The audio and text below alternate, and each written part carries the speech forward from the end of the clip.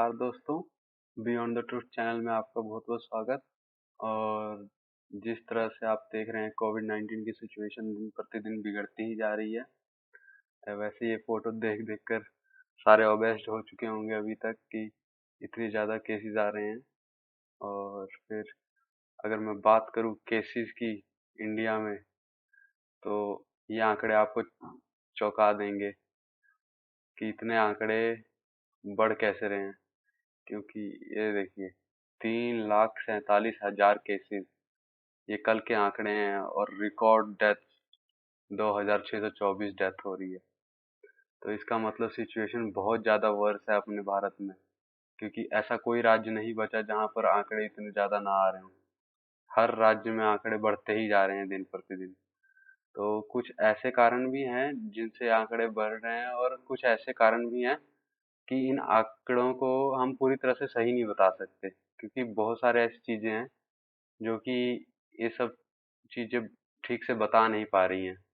सबसे पहली बात, जो हमारे आरटीपीसीआर टेस्ट है वो फेल हो रहे हैं, क्योंकि बताने में, क्योंकि हम तरीका पुराना अपना रहे हैं नए तरह के स्ट्रेन को ढूंढने में। तो ये बहुत बड़ी दिक्कत है कि हम पता नहीं लगा पा रहे जल्द से जल्द की कॉन्टैक्ट ट्रेसिंग कैसे करें।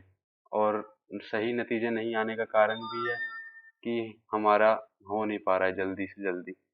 तो दूसरी बात हुई कि ये, और जैसा कि हम देख सकते हैं इस ग्राफ में कि मार्च 23 से लेकर अप्रैल 22 तक में कितना जो एवरेज है वो बढ़ चुका है केस पॉजिटिव होने का, जो कि हर राज्य के लिए। दिल्ली की देखें तो हम 27.8% जा रहा है। महाराष्ट्र के देखे तो 21 से 25% पे पहुंच गया है। और पहले भी महाराष्ट्र के बहुत ज्यादा केसेस आ रहे थे।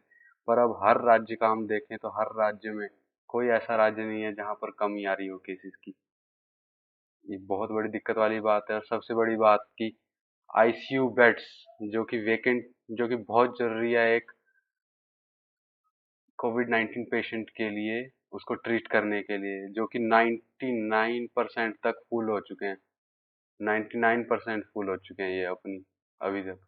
ये देखिए, मुंबई में भी, दिल्ली में भी और अहमदाबाद में भी, जो कि बहुत चौंकाने वाली बात है कि हमारे पास इतना टाइम होने के बावजूद भी हम सही से इसको मैनेज नहीं कर पाए हैं। अब हमारे देश की बहुत बड़ी संस्था है आईसीएमआर, और आईसीएमआर ने अभी अभी नए गाइडलाइंस जारी किए हैं कि हम कैसे न्यू कोविड-19 की ट्रीटमेंट कर सकते हैं। तो इसमें तरीके से बताया गया है कि माइल्ड, अगर किसी को माइल्ड डिजीज हो तो हमें क्या करना चाहिए और क्या नहीं करना चाहिए, मॉडरेट के लिए क्या करना चाहिए और सीवियर के लिए क्या करना चाहिए। और हमें बताया भी गया है कि कौन कौन सी हमें ट्रीटमेंट देनी चाहिए। जैसे अभी बहुत ही फेमस है रेमडेसिविर, जो अभी वायरल इन्फेक्शन के लिए लगती है। और ये, इसकी कालाबाजारी भी बहुत हो रही है, जो कि मैं अभी डिस्कस करूंगा आगे जाने वाले टॉपिक में। इन सब के बावजूद, नई गाइडलाइंस के बावजूद फिर भी केस कम नहीं हो रहे हैं। इन सब के बावजूद हमें बस इतना पता है कि हमारी सरकार को हमारे नागरिकों के साथ हमेशा लॉयल रहना चाहिए। पर कुछ ऐसे कारण हैं कि सरकार हमें शायद बताना नहीं चाहती है, ताकि लोग घबराए नहीं इन आंकड़ों को देखकर। पर आंकड़े जो हैं असलियत में, और जो आंकड़े हमें दिखाए जा रहे हैं सरकार द्वारा, उनमें बहुत ज़्यादा फर्क है। क्योंकि अगर देखें कि कई तरह के आर्टिकल सामने आए हैं अभी, जैसे कि बिजनेस टुडे का आर्टिकल है, कोविड-19 सेकेंड वेव से related, non stop cremations raise questions on India death count. क्योंकि अभी हम देखें तो भारत का जो अभी डेथ काउंट है वो सबसे लोवेस्ट है, लो है, सबसे लो। किसी भी अदर कंट्रीज देखे तो अभी सबसे लो भारत का ही होगा। पर जिस तरह के आर्टिकल अभी आने सामने आ रहे हैं, अगर देखें हम, एक और आर्टिकल है फाइनेंशियल एक्सप्रेस का भी, कि is official data showing the real catastrophe of second wave. मतलब सेकेंड वेव का जो रियल डाटा है वो क्या हमें दिखाया जा रहा है कि नहीं दिखाया जा रहा। और इसमें बहुत ऐसी जगह हैं, ऐसे शहरों के बारे में आंकड़े दिए गए हैं कि आप शायद सुन के चौंक जाएंगे। एक और आर्टिकल है, final rights on payment outside cremation Ghaziabad administration shares part of facility. Means अगर देखें, क्रीमेशन ग्राउंड के बाहर फुटपाथ पे अब जलाया जा रहा है बॉडीज को। देखिए, जैसे कि है, फुटपाथ के बगल में जलाया जा रहा है, जो कि अभी क्रीमेशन ग्राउंड के बाहर है ये। तो इन सब आंकड़ों को देखकर ऐसा लगता है कि शायद हमसे कुछ न कुछ तो छुपाया जा रहा है। और अभी हाल ही में खबर आई थी, हिंदुस्तान टाइम्स के आर्टिकल में भी छपा था कि पिछले जो 12 दिन का जो है आंकड़ा इसका कोविड-19 का भोपाल में, वो है करीब 100 अराउंड। पर जो रियल डेटा आया है क्रिमेशन ग्राउंड से, तो वो 824 फिनरल्स वो कर चुके हैं कोविड-19 के प्रोटोकॉल्स के अकॉर्डिंग। सो देखा जाए तो 24 से 25 गुना ज्यादा केसेस हैं अगर देखा जाए, पर सरकार हमें शायद बताना नहीं चाहती कि इतने आंकड़े आ कहाँ से रहे हैं, 8 से 24 आंकड़े आए कहाँ से, ताकि शायद लोग घबराएं ना या फिर कुछ और हो कि अपने राज्य को हमें इतना वर्ष नहीं दिखाना है। तो ऐसी बातें भी हैं कुछ जो खटक रही हैं हमारे मन में। ये कुछ डिस्ट्रिक्ट वाइज डाटा हैं जो कि फाइनेंशियल एक्सप्रेस ने अपने उस आर्टिकल में दिखाए थे। देखिए, भोपाल मध्य प्रदेश 24 टाइम्स हायर आए हैं। ये एक्चुअल रेट है जो कि यहाँ पर रेड में दिख रहा है, और ये जो ब्लू वाला दिख रहा है हमें, ये हमें सरकार द्वारा दिखाया जा रहा है। ऐसे ही भरूच गुजरात के हाल है, लखनऊ के हाल है, वडोदरा के हाल है, जामनगर के हाल है, और ये पटना के भी हाल है। हर जगह दिखाया जा रहा है कि केसेस कम है, पर ये 100 गुना ज्यादा। देखिए जामनगर का, मतलब यहाँ बताया ही नहीं जा रहा है कि केसेस डेथ हो भी रहे हैं।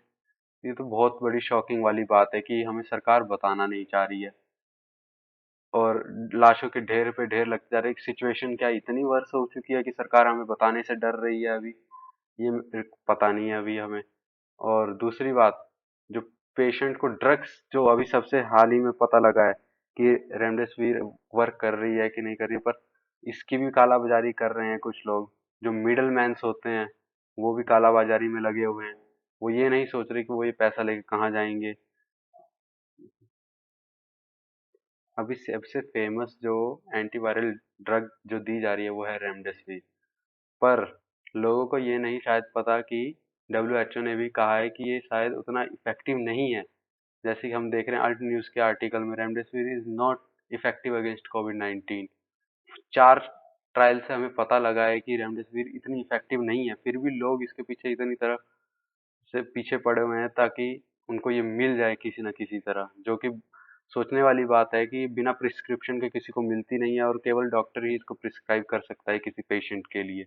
ये है, और ये है वायराफिन, जो कि जाइडस कैडिला नाम की कंपनी बनाती है, और ये पूरे देश में सप्लाई की। इसको कल ही वो ट्रीटमेंट के लिए अप्रूवल मिल चुका है हमारे सरकार के द्वारा।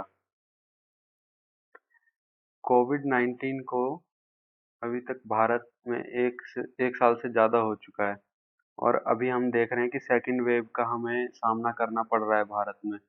और इसकी कहीं न कहीं तक सरकार भी इसकी जिम्मेदार है कि ऐसा क्यों हो रहा है भारत में, सेकंड वेव में इतनी बुरी हालत क्यों है भारत की।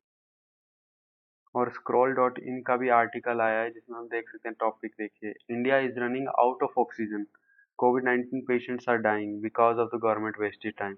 इसका मतलब समझ रहे हैं आपकी गवर्नमेंट ने कितना टाइम वेस्ट किया होगा कि अभी हमें, जो हमें की मिल जानी चाहिए थी ऑक्सीजन अभी टाइम पे, कोविड पेशेंट नहीं मरने चाहिए थे, फिर भी वो हो रहा है। तो इसमें बहुत सारे ऐसे ऐसे कारण हैं जो इसमें बताए गए हैं, जैसे कि अभी मैं बताऊं आपको, नीचे इसमें दिया गया है। देखिए, 8 महीने थे हमारे पास कि हम नए प्लांट्स लगा सकें ऑक्सीजन की डिमांड सप्लाई को कंप्लीट करने के लिए, जिसके लिए सरकार ने 8 महीने ले लिए सिर्फ टेंडर को बस फ्लोट करवाने में, 200 करोड़ के।